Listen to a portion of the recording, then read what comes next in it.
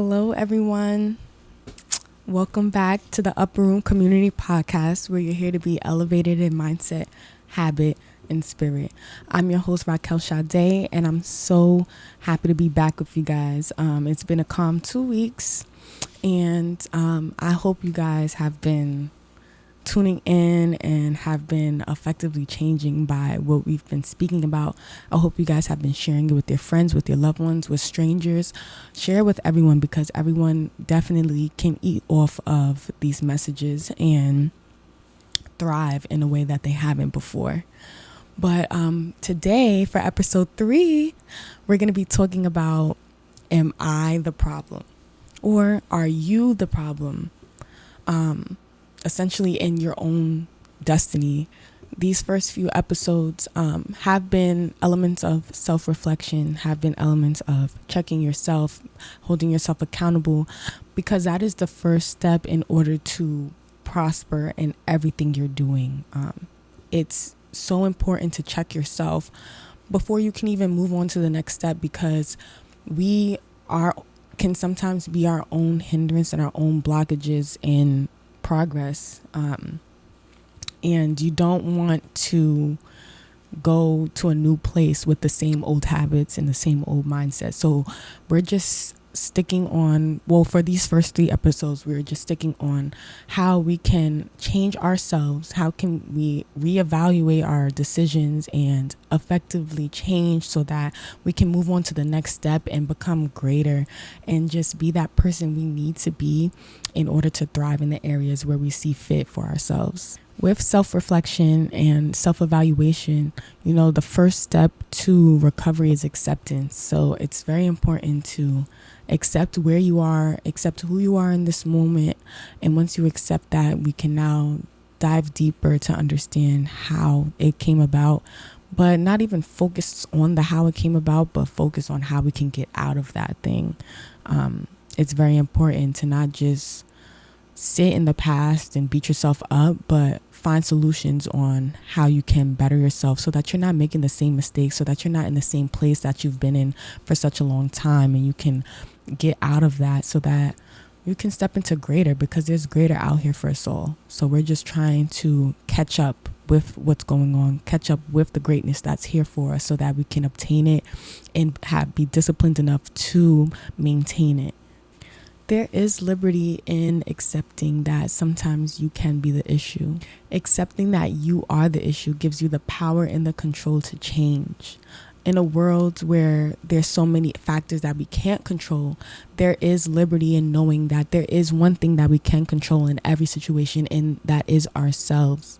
A lot of the times we tend to feel like we cannot control ourselves, and that's not okay, because we have total control over our minds, we have total control over our decisions, and how we respond to situations that we necessarily cannot control. And congratulations, because you made it to the first step. You've made it.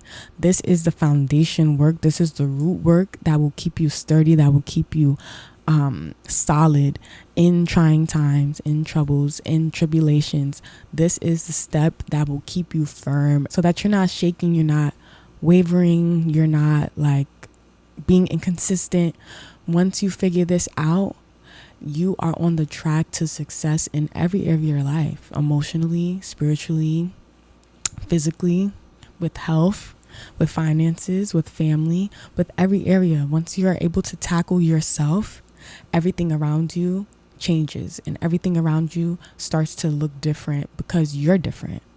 The best thing to know is to know that you have total control over yourself and over your decisions. When Paul says in Philippians 4 verse 8 to think on whatever things are true, honest, and just, and pure, that should expose to you that you have the total control to think on certain things. A lot of the times we feel like, sometimes we do get intrusive thoughts. Sometimes we do get thoughts that are not ours, but we have the control to think on what we know is good. So as soon as you get those thoughts, we have the control to shut them up, to throw them away, and to stick on what we know to be true for ourselves. And there's a lot of liberty in that, because sometimes we say, oh, I don't know why I just did that. Like, I can't believe I just did that. We have second thoughts after we do certain things.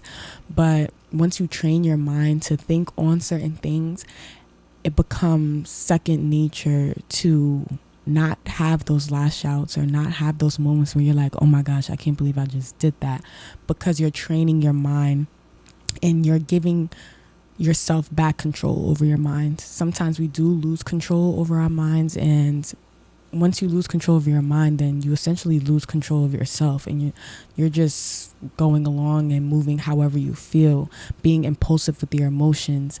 And emotional impulsivity is very damaging to yourself and damaging to those around you. So once you understand that you have total control over your mind, you can now have total control over your emotions, and your emotions will no longer control you, but you have the say in how you react. You have the say on what you do, and you have the say on how to attack certain situations when they seem like they're testing your patience, they're testing your emotional intelligence. But it's all about gaining that emotional intelligence back so that you can thrive in every area of your life, and your friendships, in your workplace, in your career, in every single area.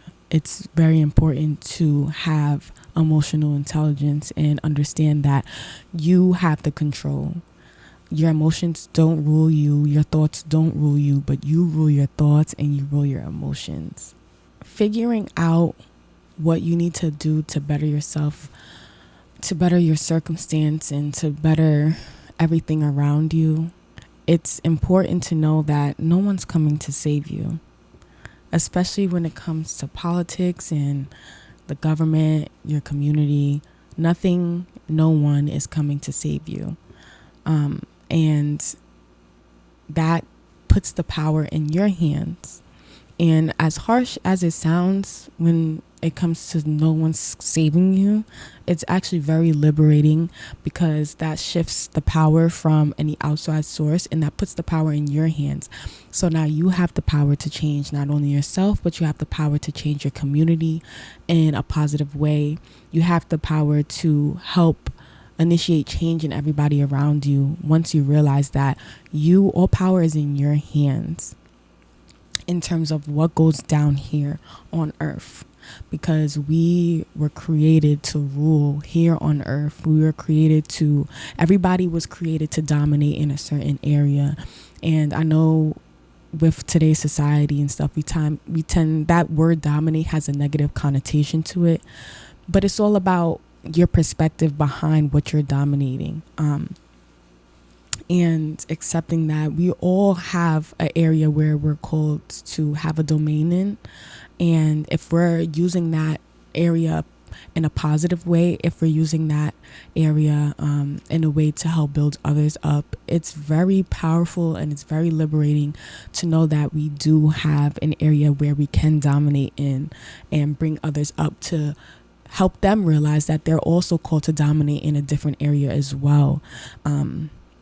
In a society where capitalism and the capitalist mindset is so strong, there's nothing wrong with capitalism. It's just the way in which we practice it, because everybody has the potential to be wealthy. Everybody has the potential to be great.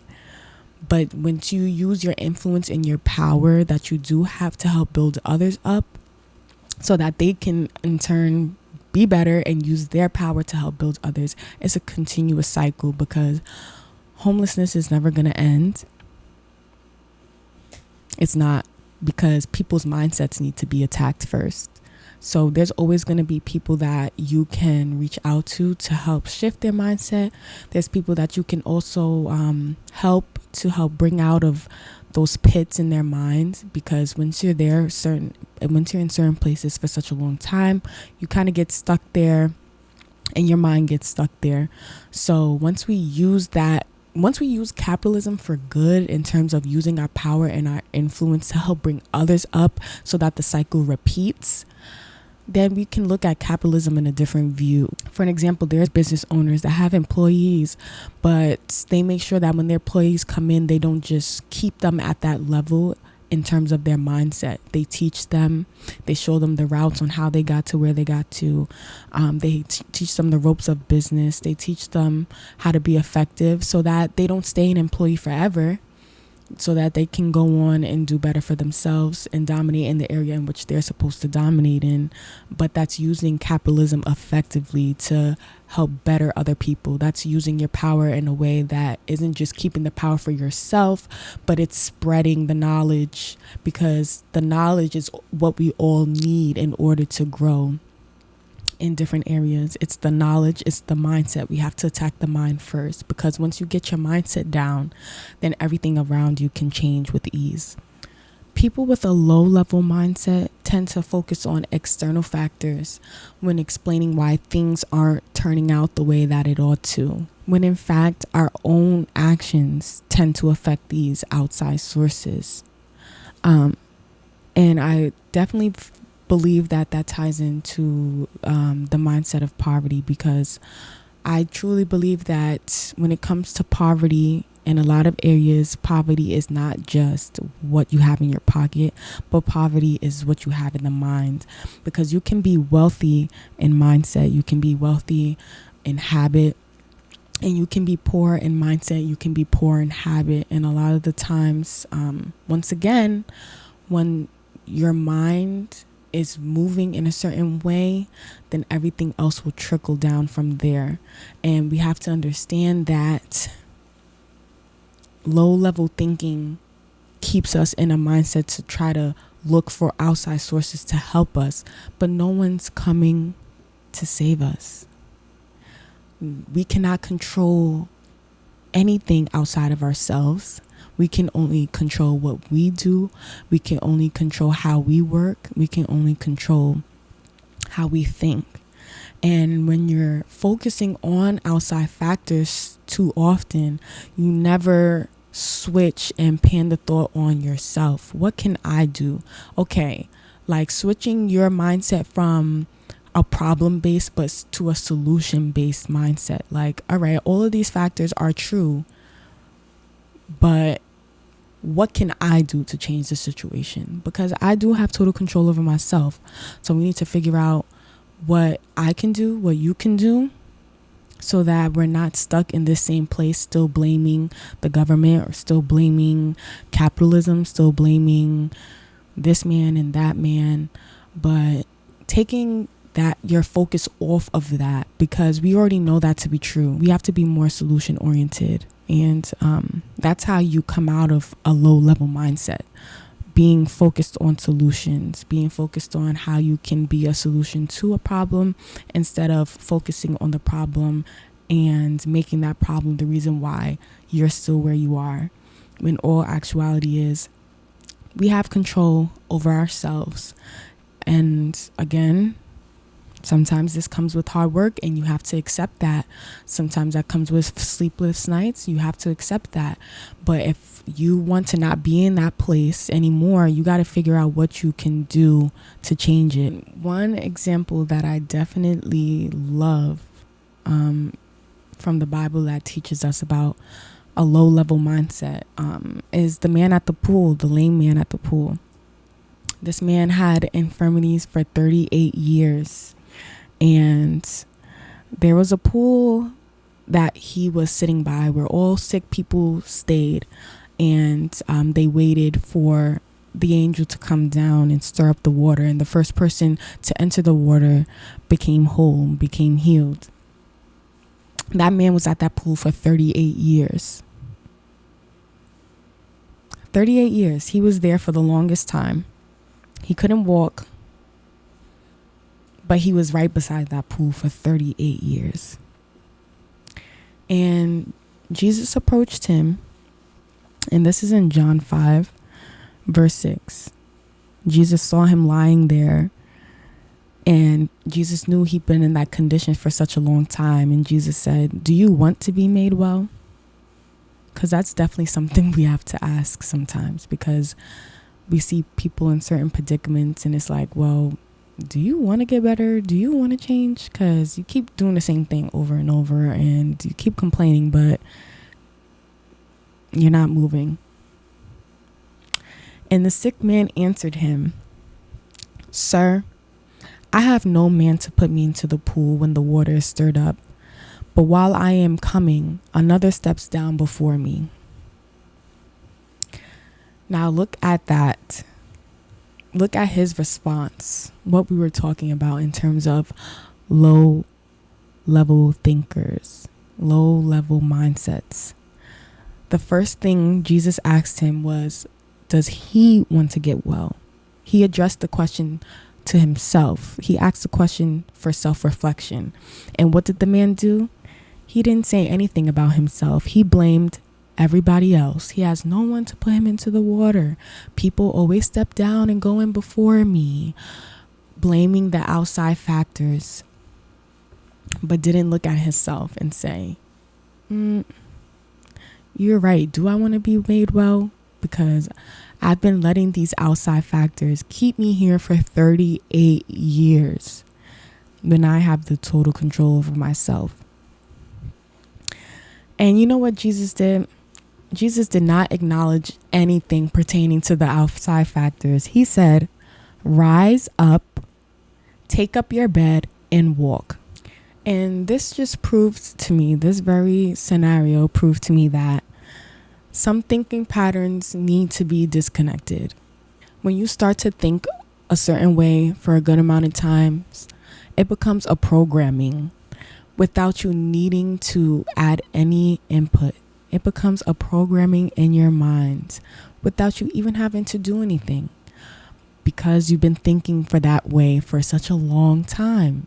And without thinking, your first innate thoughts will be that mindset that has you there, has you in that problem for in the first place.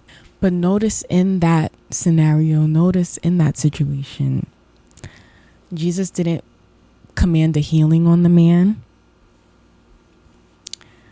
Jesus told him to get up. So what Jesus did was he addressed his mindset that was keeping him bound for 38 years. 38 years. Jesus addressed his mindset. He did not address the outside factors that the lame man was talking about. He didn't address the problem when saying, oh my gosh, nobody can help me. I've been here. He addressed the root issue, which was his mind. And Jesus telling him to get up and walk was essentially a reprogramming in his mind, because he's been so stagnant for such a long time. He just told him to get up. A lot of other times you'll see in the Bible, Jesus will say, be made well. He'll proclaim a healing on the person. He didn't proclaim any healing on this man. He told him to get up and walk, because that is attacking the mindset that has been keeping that man bound for such a long time. 38 years. I haven't even been alive for 38 years. That is profound. Attacking the mindset that has been keeping you bound. That's what we're doing in this conversation, and that's what we've been doing for these past 3 episodes. You need to address what has been keeping you stuck, and a lot of the times it can be ourselves. We all have situations that we cannot control, but the one thing we can control, again, is ourselves. We can control our mind, and we can control what we do in these situations that have been placed before us. And I know we've all said it before, none of us asked to be here. I didn't ask to be born. You get what I'm saying? Like, I didn't ask for any of these things. But what I have control over is what I make out of these sources, what I make out of these cards that I've been dealt. That's what I can control. So attacking these mindsets that's keeping us down is essential in making us grow.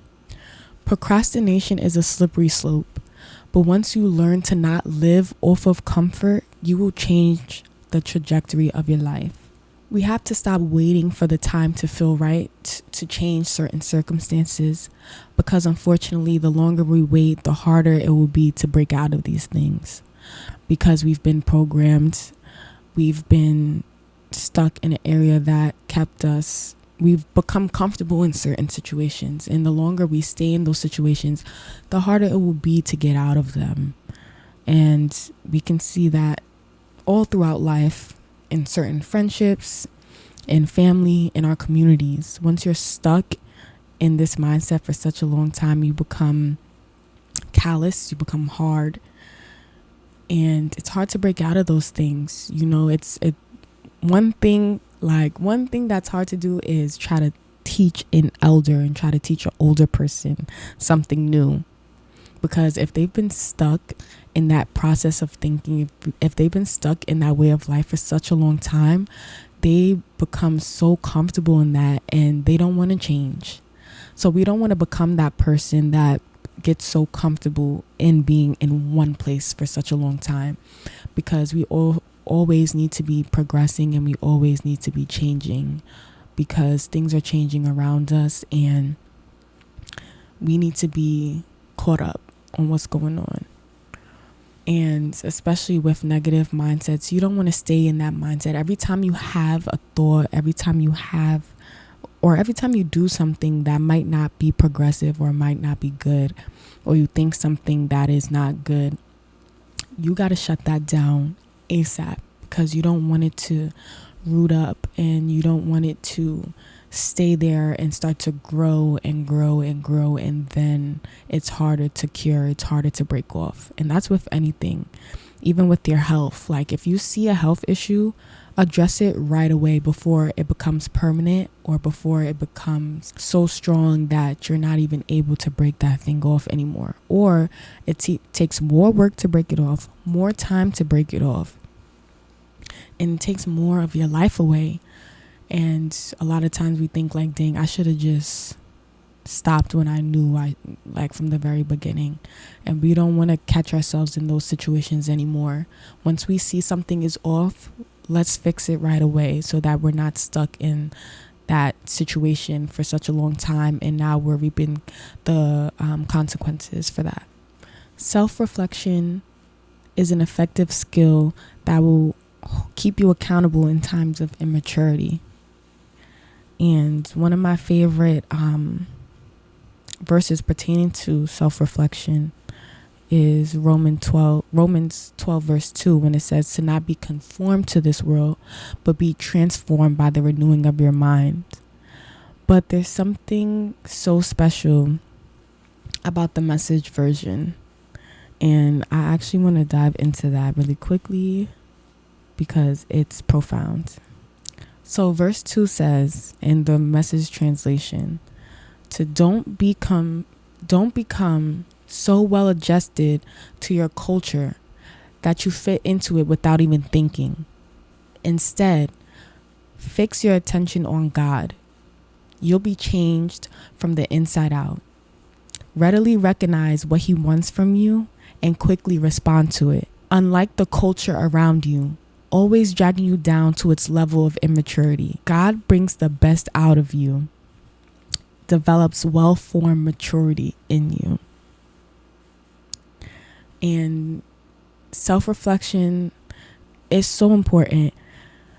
Renewing your mind is so important, because it helps you to see where you're being immature and quickly change that, so that you can continue to be better. The definition for renewing means a renovation or a complete change for the better.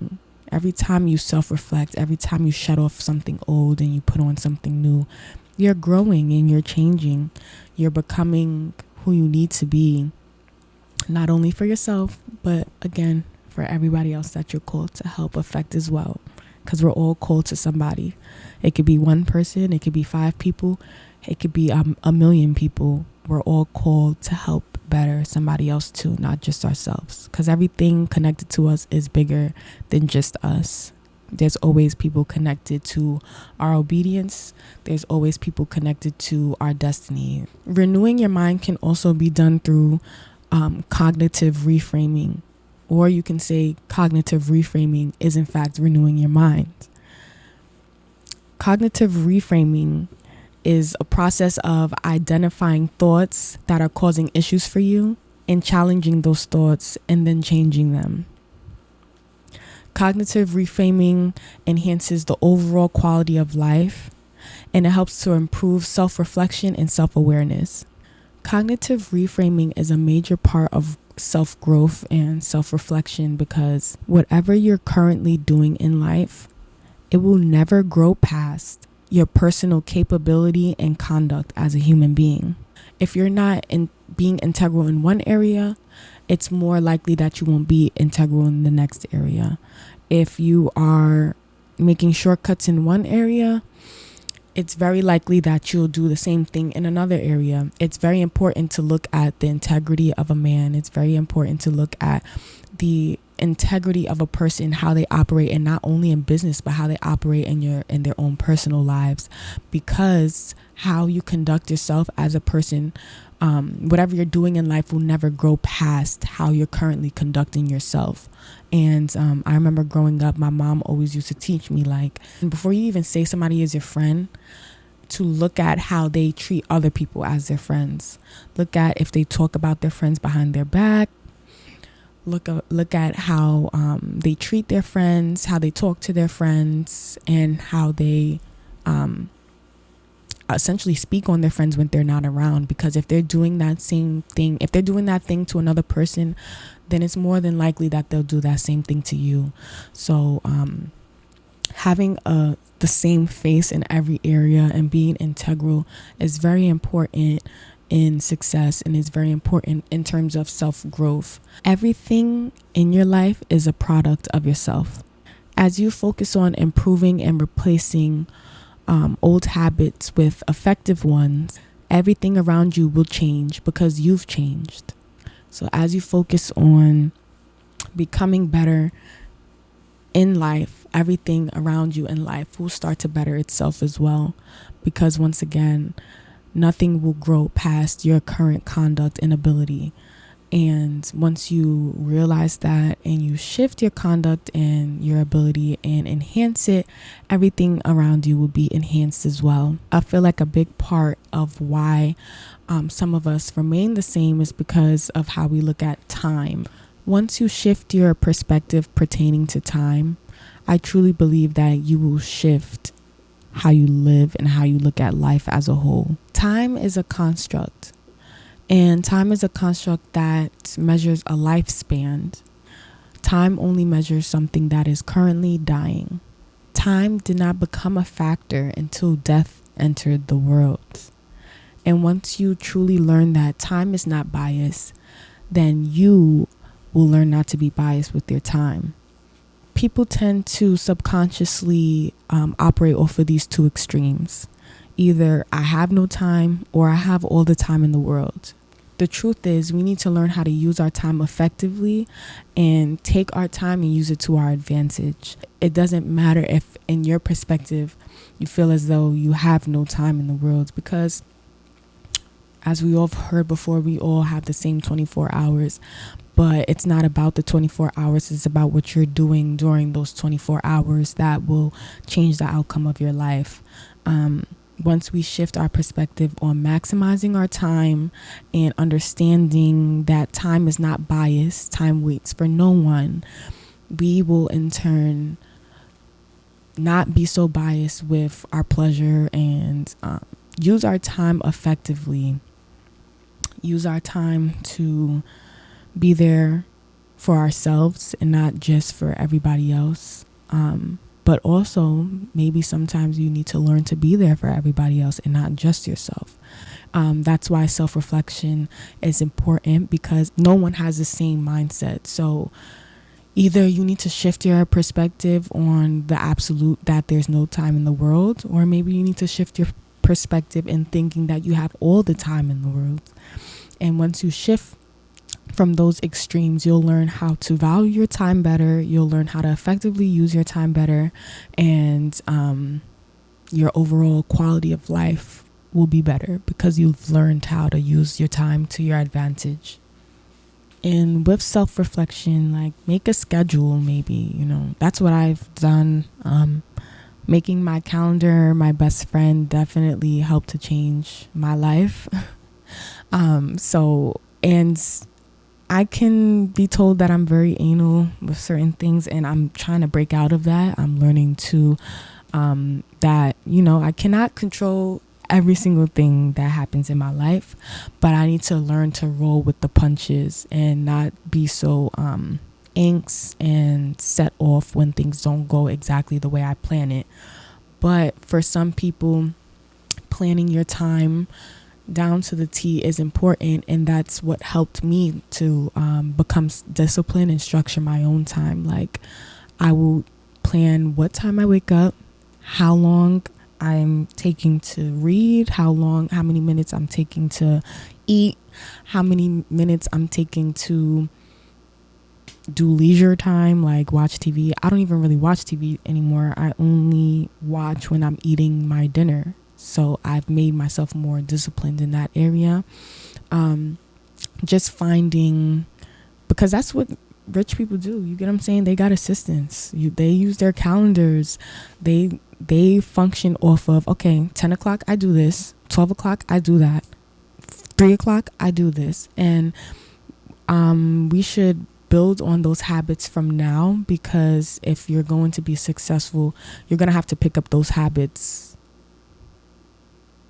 anytime. Like, you're gonna have to pick those up eventually. So if you prepare yourself from now, if you make yourself available to these sacrifices, if you make yourself available to these changes in your schedule, then everything else around you will change. You will see it, because I see a change with myself when it comes to being more disciplined with my time. And I'm very happy that I did that, because it definitely changed my life, and it's still changing my life. And it's okay, sometimes we fall off, but it's about how you get back up without beating yourself up, and just do better for the next time. And the more you practice it, the less falls you'll do. The more you practice, it's like a baby. Like, a baby has to learn how to walk. They're gonna fall, but in falling is a lesson, so that they learn how to do it better the next time around. And that's just what we have to do with life. Learn from our failures, learn from our stumbles, learn from our mistakes, so that we can be more effective with everything we're doing. And that was episode 3. I hope you guys enjoyed. I enjoyed this topic a lot. And once again, I hope you guys took away something from this message. If you did, leave a message below. Let me know. Make sure you continue to share this, like, comment, subscribe. Share this with everyone. Your enemy, share it with anybody, because everybody deserves to hear this message, and everybody deserves to thrive in life. We all have a purpose, and we should all have the opportunity to walk in that purpose and be the best that we can be, not only for ourselves, but for everybody else as well that's connected to us. So thank you for tuning in, and I hope that with this episode you were able to be elevated in mindset, habit, and spirit. I'll see you guys on the next episode. Talk soon.